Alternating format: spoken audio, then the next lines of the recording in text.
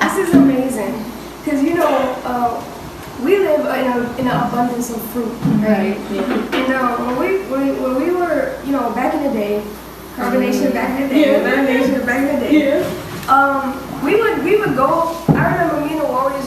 We would used to go around in the area, and we would go pick fruit, and we would come across locals, and we would ask them, what are you doing with all this fruit? And like tons of coconuts on the floor, tons of mangoes just like sitting there. Soursop, could you imagine? Like 6 soursops sitting on the ground rotting. No, like, take it off. So we would ask them, and they're like, it's like trash here. It's not really nothing it's supposed on the tree.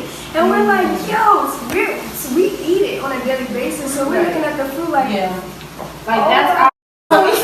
So we would ask them, and they're like, it's like trash here. It's not really nothing it's supposed on the tree.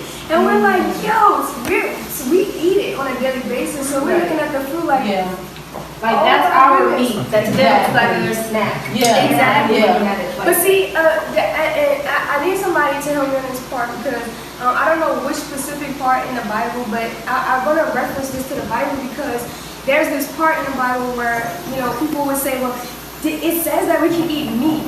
And it's like, they're not talking about the meat of the animal, they're talking about the meat of the fruit. Because, the universe has gave us, we have given ourselves all of the fruit, all of the seeded fruit, all of the leafy greens, and the herb of the earth. Yeah. You see what I'm saying? So when they talk about the meat in the Bible, they're not talking about no cow. They're talking about the meat of a mango.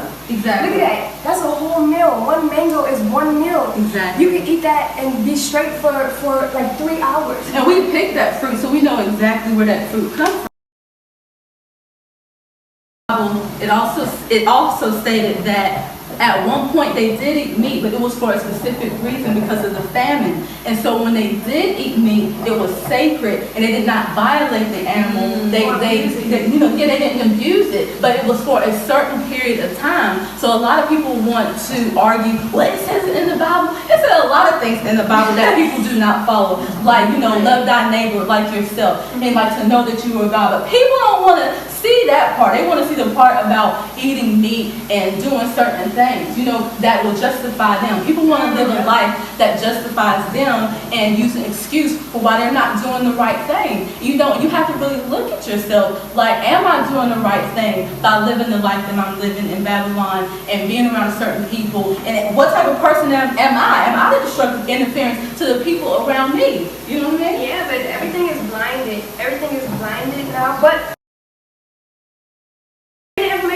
so we don't have.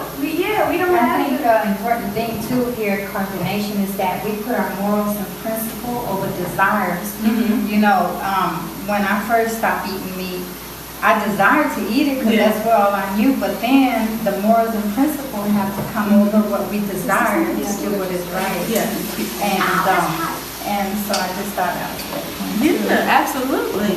The transition for you has been good. Right? Oh, definitely. Oh, you should talk about that. Yeah. My health, I had high blood pressure. I'm still overweight, but I'm working on that. And I was taking medication for my heart, but I don't have that anymore. I've been grounded, eating the right on the B6 diet, so that has helped me tremendously. Absolutely. You know what has helped you more than food? Divine knowledge of self. Yes, exactly. Exactly. The only thing that can heal your mind is divine knowledge of self. Yes. Nothing else can heal your mind. Exactly. That is absolute. Now, when did you